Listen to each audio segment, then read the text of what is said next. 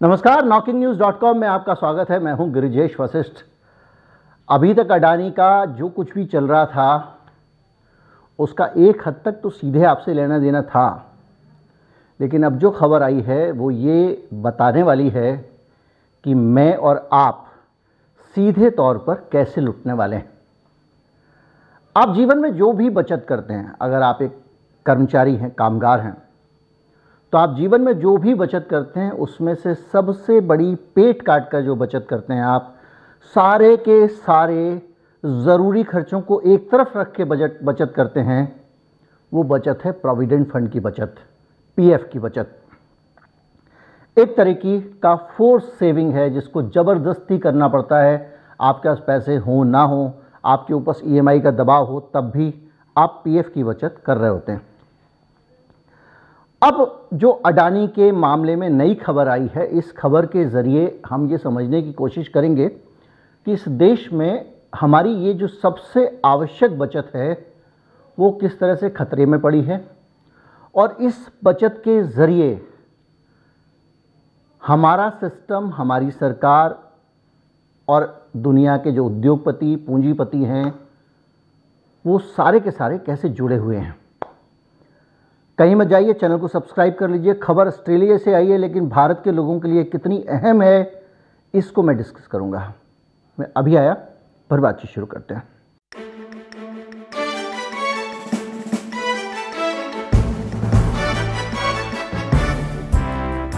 PF जो है वो एक ऐसी बचत है जो कि अनिवार्य बचत है, जो आपको करनी ही होती है। घर में किसी का इलाज कराना हो, कुछ करना हो, आप पीएफ से लोन ले सकते हैं, लेकिन पीएफ कटवाना बंद नहीं कर सकते। ये ऐसी आवश्यक बचत है और एक ऐसी बचत है जिसको हर मजबूरी की हालत में भी आपको करते रहना पड़ता है।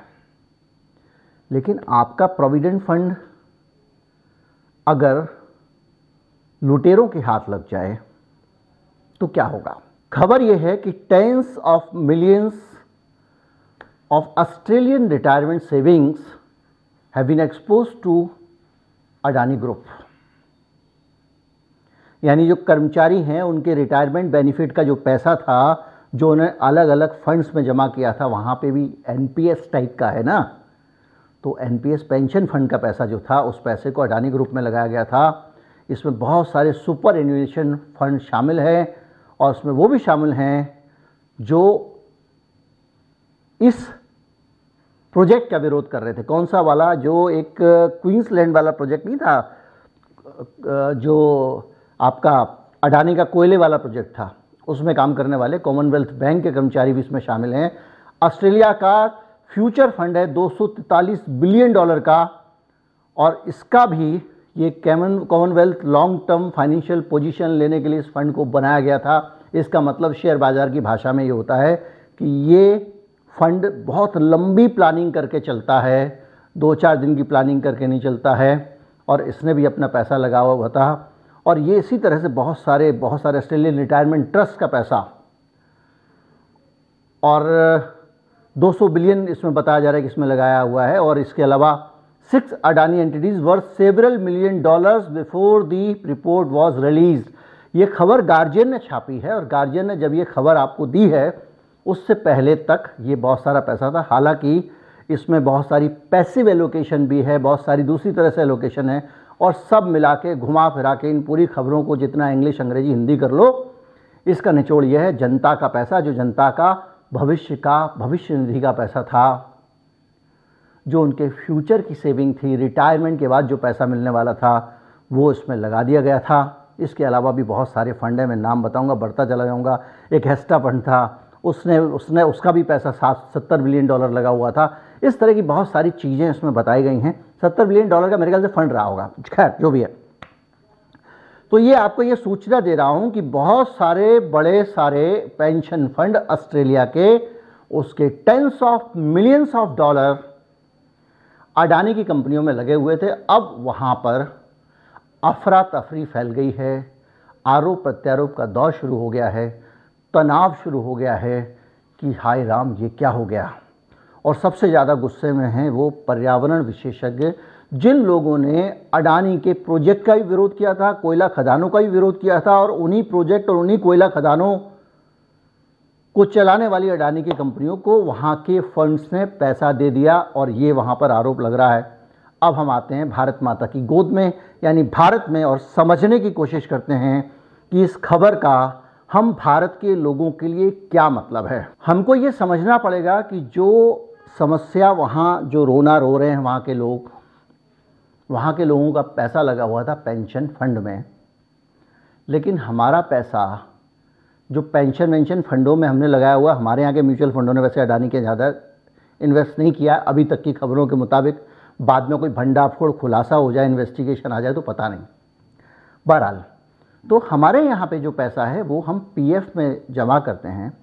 पीएफ एक ट्रस्ट है, और वो ट्रस्ट बाकायदा बहुत सारे नियमों से बंधा हुआ है, और उसमें चलती जैसे सब जगह सरकार की है वैसे हमारी केंद्र सरकार की चलती है। और बहुत सारा पैसा जो पीएफ का है वो 2014 आने के बाद उस पैसे का अलॉटमेंट कैसे होगा उसकी एक नई इबारत लिखी जाने लगी। 2014 कह रहा हूँ, मतलब मोदी जी के आने के बाद। कहानी शुरू होती है मोदी जी के आने के बाद अगले ही साल से। ये खबर है 25 अप्रैल 2015 की, जो आप स्क्रीन पर देख रहे होंगे। और ये खबर कहती है कि केंद्र सरकार ने जो आपकी पीएफ की सेविंग है उसका 5% शेयर बाजार में लगाने की इजाज़त दे दी है। उससे पहले प्रोविडेंट फंड का पैसा सिर्फ उधार दिया जाता था, ब्याज पे चढ़ाया जाता था, उसमें कुछ आरबीआई सिक्योरिटीज़ में जाता होगा, कहीं पे भी जाता होगा। लेकिन मोदी जी ने आते ही वो पैसा शेयर बाजार में लगवाना शुरू कर दिया। एक टिपिकल कैपिटलिस्ट सरकार का टिपिकल फैसला, जिसमें जनता का पैसा उद्योगपतियों को दिए जाने की बात थी। कल मेरे दूसरे चैनल पे गिरिजेश वशिष्ठ पे मैंने एक वीडियो बनाया जिसमें मैंने आपको बताया है कि किस तरह से सिर्फ 4% पैसा जो लोन दिए गए हैं उद्योगपतियों को 2016 से अब तक सिर्फ 4% पैसा ही रिकवर हुआ है। बाकी दिवालिया जो हो गई सारी कंपनी 96% लेकर चली गई। भैया 20% तो पैसा कंपनी को अपना लगाना पड़ता है, कुछ पता नहीं है। खैर, बैक टू स्क्वायर वन। इस बीच में मैं आपको एक ग्राफ भी दिखा देता हूं, फिर इस पे आ जाएंगे कि किस तरह से बैंकों में जमा और कर्ज का जो अनुपात था वो घटता चला जा रहा है। और इसका मतलब ये होता है कि बैंक अब ज़्यादा लोन दे रही हैं, खुले हाथ से लोन दे रहे हैं जो उनके पास जमा है उसके मुकाबले। ये चार्ट आप देख लें, स्क्रीन पर लगा हुआ है। अब बात करते हैं कि 5% पैसा शेयर बाजार में लगाने की इजाज़त हमारी देशभक्त सरकार ने 2015 में दे दी थी, ये आपने देखिया।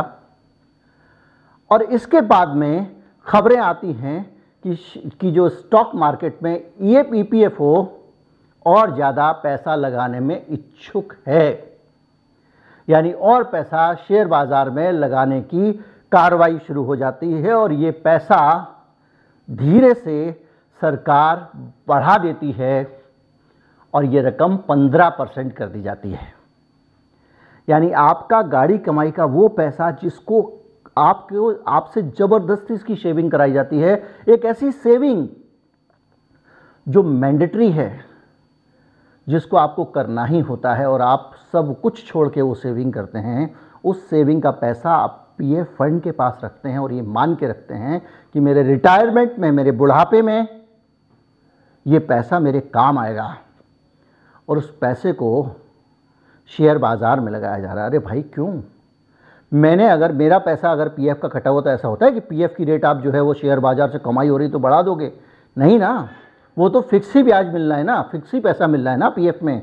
तो शेयर बाजार में पैसा क्यों, किसके लिए? उससे किसको फ़ायदा होगा? सिर्फ उन लोगों को फ़ायदा होगा जो अडानी की तरह मोटे मोटे कर्जे ले लेकर अभी बाद में पता चलेगा कि इसका जो पीएफ का पैसा उसका अडानी को कितना एक्सपोजर था, ये भी सामने आएगा। वो कर्जे ले लेकर उससे खेल रहे हैं और अब डूब रहे हैं, तो कईयों का कर्जा डूब रहा है। लेकिन पीएफ का पैसा 15% कर दिया गया था और ये 15% करने के बाद भी मन नहीं भरा सरकार का। और उसके बाद में 2022 का जून आते आते पीएफ डिपार्टमेंट जो 5% किया था शुरू में मोदी जी ने आने के बाद 2015 में, उसको 25% कर दिया जाता। यानी हर 1 रुपया जो आपका पीएफ में जमा है उसमें से 4 आने शेयर बाजार में लगाए जाएंगे। उस शेयर बाजार में जो आप देख रहे हो अभी इधर गिर रहा है, उधर गिर रहा है, उधर लुढ़क रहा है, एक तरह का आपके पैसे से जुआ खेला जा रहा है। आपका पैसा शेयर बाजार को दिया जा रहा है। बैंकों की कहानी मैंने अभी उस चार्ट के जरिए बता दी। और वो पैसा कितना? 25%। क्यों करना चाहते हैं? और ये एक खबर मैं आपको लगातार दिखा जा रहा हूं। मैंने इसको इस बार सारी खबरें निकाली हैं ताकि किसी को कोई कंफ्यूजन नहीं हो। और स्टॉक मार्केट ने, ये खबर है 2021 की, 27,000 करोड़ अप्रैल से फरवरी के बीच में स्टॉक मार्केट में ईपीएफओ का लग गया था। अभी हमने जितनी बातें की हैं, एलआईसी के एक्सपोजर की बात तो की है, अडानी की कंपनियों में कितना है। अभी ईपीएफओ के एक्सपोजर की बात नहीं आई है। अब आप कहोगे क्यों नहीं आई है? इसलिए नहीं आई है क्योंकि ईपीएफओ का एक्सपोजर कोई आरटीआई से निकालेगा तब पता चलेगा तो चल जाएगा। लेकिन एलआईसी क्योंकि लिस्टेड है, शेयर बाजार में उसका शेयर आ चुका है, इसलिए उसको सारी जानकारियां वहां देनी पड़ती हैं सेबी में और जनता के सामने रखनी पड़ती हैं ट्रांसपेरेंट, इसलिए आपको पता चल गया। तो ईपीएफओ का 27,500 करोड़ रुपया 2015 की फरवरी तक, 2020 में ये 32,377 था, 32,377 करोड़, और 2019 में 27,743 करोड़ और 18 में 19,796 करोड़। अब आप एक तस्वीर देखिए। पहले आपकी जो बचत थी उसका 5% काट के शेयर में दे दिया गया, फिर 15% शेयर में लगा दिया गया। अब आप समझेंगे कि जो आपकी रैंकिंग आती है ईज ऑफ डूइंग बिजनेस की, ईज ऑफ डूइंग लूट क्यों नहीं कह देते इसको आप सीधे सीधे, वो ऐसे आती है, सब कुछ लुटा दो, उसके बाद कहो भाई हम तो आपको आसानी दे रहे हैं काम करने की, और वो जो रैंकिंग देते हैं लूट की वो है। अब आप सोचिए कि ये जो पैसा आपका 25% हो गया अभी ईपीएफओ का। आगे बढ़ते हैं। सिर्फ ये नहीं कि ईपीएफओ में ये पैसा 25% आपका गया, इसके अलावा सरकार का मन नहीं मानता है। 25% करने के बाद भी वो लगातार ईपीएफओ के सब्सक्राइबर बढ़ाने में लगती है ताकि ज़्यादा से ज़्यादा लोगों का पीएफ कटे और पैसा आए। 41.6% सब्सक्राइबर बढ़ गए अप्रैल 2022 में, ये खबर है। और अब वो 1.7 मिलियन हो गए हैं, यानी 17 लाख। ये अप्रैल 2022 तक का इकोनॉमिक टाइम्स का ईटी प्राइम का डाटा है।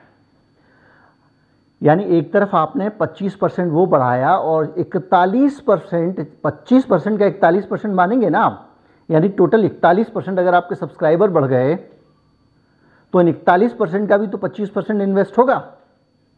यहां से भी पैसा बढ़ रहा है। अब आप कहेंगे इन्वेस्टर कैसे, उसमें एक नियम लाया जा रहा है अब फिर से, और इस नियम के तहत मैंने उससे वीडियो बनाया था कि आपके अकाउंट के जो पैसे हैं ना, अभी आपको पीएफ है, उसमें ये कर दिया है कि अब छोटी कंपनियां भी पीएफ काट सकेगी। पहले पीएफ काटने के लिए एक लिमिट थी कि कम से कम इतने एम्प्लॉय होना चाहिए, अब उन्होंने कहा ना, कम एम्प्लॉय वाले भी काटो, आन दो पैसा। और एक्सपोजर शेयर मार्केट का बढ़ता जा रहा है, 25% एक्सपोजर है। और ये आप देखिए कि सब्सक्राइबर की संख्या, मतलब शेयर पीएफ के पैसे जिनके पीएफ कटते हैं उन लोगों की तादाद 41.6% बढ़ गई है अप्रैल 2022 में। ये खबर मैं आपको बता रहा हूँ।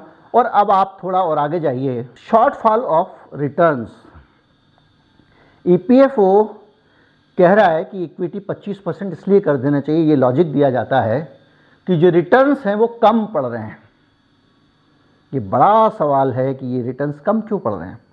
और अगर आप आगे जाएं तो एक और खबर पढ़ें, ईपीएफ को अब आपकी रिटायरमेंट की एज भी खल रही है। वो चाहता है रिटायरमेंट की एज बढ़ा दो, क्योंकि रिटायरमेंट की एज बढ़ा दोगे तो उससे उसको खर्चा कम करना पड़ेगा। अभी जो शेयर बाज़ार में पैसा लगा है फिर उसको शेयर निकाल के पैसा देना पड़ेगा, क्योंकि आप रिटायर हो रहे हो, पेंशन मांग रहे हो, तो वो कह रहा है कि भारत में 2047 तक करीब 14 करोड़ के करीब लोग 60 साल के ज़्यादा उम्र के होंगे 2017 तक, और ऐसी हालत में हमको उनको पेंशन का पैसा देना पड़ेगा।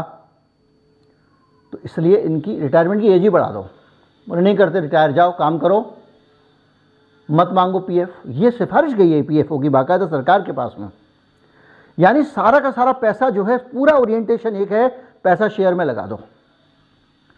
आपको रिटायर भी नहीं होने देंगे, बोले रिटायरमेंट की एज बढ़ा दो। ये रिटायर होगा तो ये पेंशन मांगेगा, भाई ये रिटायर होगा तो पेंशन मांगेगा, उसको रिटायर करते ही नहीं। बहुत सारे लोग हो रहे हैं, सब 14 करोड़ लोग हो रहे हैं रिटायर, तुमको रिटायर ही नहीं करेंगे 2017 तक। भाई ये पैसा तुमने ले लिया हमसे, लगाने बाद में सरकार आई, नई सरकार आते ही पहले 5% शेयर मार्केट को दिया, फिर 15% शेयर मार्केट को दिया, फिर 25% शेयर मार्केट को दिया, फिर आपने कहा ज़्यादा से ज़्यादा लोग आ जाओ भैया, और ज़्यादा से ज़्यादा लोग आ जाओ, और ज़्यादा से ज़्यादा अपने पैसे जो है वो आ जान दो।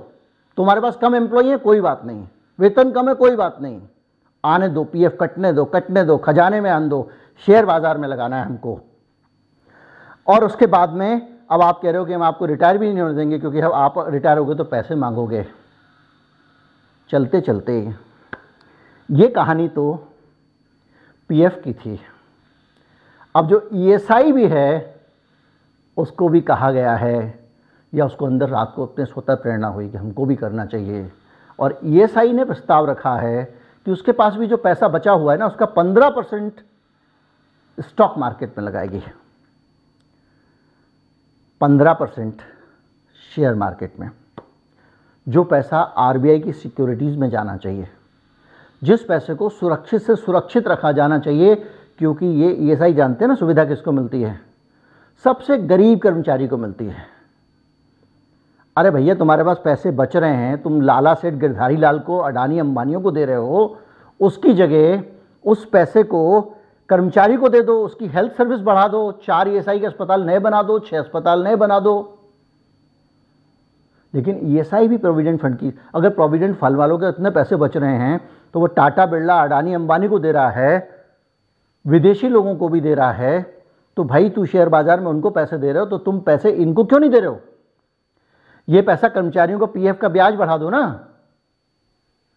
अगर आप कर्मचारियों का पीएफ का ब्याज बढ़ाते हो तब भी आपको फायदा होगा, क्योंकि कर्मचारियों को जब मोटा पीएफ में फायदा होगा तो एम्प्लॉयर के ऊपर वो दबाव बनाएंगे कि भाई साहब पीएफ काटो ही काटो,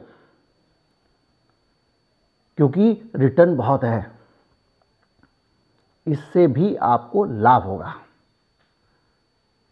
लेकिन आपकी तो मन में बसे हैं राम, सिर्फ एक मात्र कर्तव्य है आपका, जब से आपका अवतरण हुआ है तब से, जब से आप सत्ता में बैठे हैं तब से, किस तरह से मैं अडानियों और अंबानियों को अमीर से अमीर बनाता जाऊं। जब मैं अडानी अंबानी कहता हूं ये मुहावरा है, एक ज़माने में ये टाटा बिरला कहा जाता था।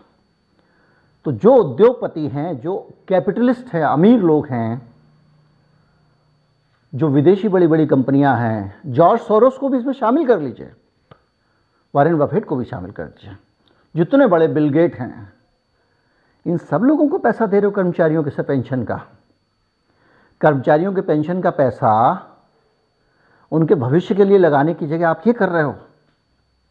और अब आप सोचिए कि ऑस्ट्रेलिया में कंपनियां जो रो रही हैं, अभी ईएसआई के पैसे का कितना एक्सपोजर है, निकालना चाहिए। बहुत सारे लोग मेरा वीडियो देख रहे होंगे, और जो पत्रकार लोग वीडियो देख रहे हैं उस पर काम करें। बहुत सारे पत्रकार मेरा वीडियो देखते हैं। देखिए कल मैंने आपको विकिपीडिया वाली खबर दी थी, आज वो खबर ज़्यादातर जगहों पे, ज़्यादातर मीडिया संस्थानों में है। तब तक केवल द वायर पे दिखी थी मुझे। हम सब लोग जो मीडिया हाउसेस में काम करते हैं वो अपनी खबर को देखते हैं कि कहाँ कहाँ ये आई है, और कहीं कोई ऐसा पॉइंट तो नहीं है जो हमसे छूट जा रहा है, या इम्पोर्टेंट पॉइंट इसने छोड़ दिया है। तो इसलिए सब लोग, भारत में ऐसा कोई अखबार नहीं है जिस अखबार के एडिटोरियल दफ्तर में पढ़ के देश के सारे अखबार न पढ़े जाते हो बैठ के। ऐसा कोई चैनल नहीं है जिसमें सुबह सारे अखबारों को पढ़ के खबरों पे चर्चा ना की जाती हो। इसने ये छापा, इसने ये छापा, ये एंगल हमारा छूट गया, ये एंगल हमने स्कोर किया, ये सब करते। तो कल मैं जब देख रहा था कि मैं देखूं ये खबर जो है इसमें एग्जैक्टली क्या और पर्सपेक्टिव निकल रहा है, निकला किसी का कुछ स्पेशल पर्सपेक्टिव नहीं, लेकिन खबर उस वक्त जब मैंने ढूंढी तो मुझे केवल द वायर पे मिली थी। रात को मेरा वीडियो गया है, अभी तक 1 लाख के करीब लोगों ने देख लिया है। और अब मैं देख रहा हूँ कि वो खबर सब जगह दिखाई देने लगी है। हिंडनबर्ग की रिपोर्ट में भी आपने देखा होगा, बहुत सारे मामलों में समय समय पर, ये मेरी इसमें एक खूबी नहीं है, मैं जिस पीढ़ी का पत्रकार हूँ उस पीढ़ी में न्यूज़ सेंस और नोज़ फॉर न्यूज़ की बड़ी अहमियत होती थी, क्योंकि सारे लोग न्यूज़ रूम में इंडिपेंडेंट काम करते थे। अब वक्त बदल गया है, अब बॉसेस और एडिटर्स तय कर लेते हैं, यार इस पे कर लो, उसके बाद लगा देते हैं भाई आधे घंटे का तू इस पे तान दे, 1 घंटे का तू उस पे तान दे, फिर उसमें एक ही विजुअल होता है, उसी की कहानी लिखी जाती है। वो चाकू लेकर बढ़ा, उसके चेहरे पे टेंशन थी, कर करके उसको खींचते हैं, और वो एक 30 सेकेंड विजुअल पे आधे घंटे का शो भी बना सकते हैं। तो वो एक अलग विद्या है, लेकिन कुल मिला के कल तक ये खबर कहीं नहीं थी। उसी तरह से अब ये जो खबर ऑस्ट्रेलिया वाली PF वाली है, इसको छपने के बाद में अगर इसको मीडिया के लोग देखते हैं तो मेरी उनसे रिक्वेस्ट है, इस पर आप स्टोरी कर सकते हैं, चूँकि मैं इस वीडियो को कर चुका हूँ, क्लोज़ कर चुका हूँ, और आप ये पता कर सकते हैं RTI के ज़रिए जैसे भी कि अडानी के शेयर्स को EPFO का और ESI का कितना एक्सपोजर है, कितना पैसा अडानी का ये वहाँ लगा हुआ। एक बढ़िया स्टोरी आपको मिलने वाली है। उम्मीद करता हूँ वीडियो अच्छा लगा होगा, ज़्यादा से ज़्यादा लोगों तक पहुँचाएं, चैनल को सब्सक्राइब कर लें। नमस्कार, जय हिंद।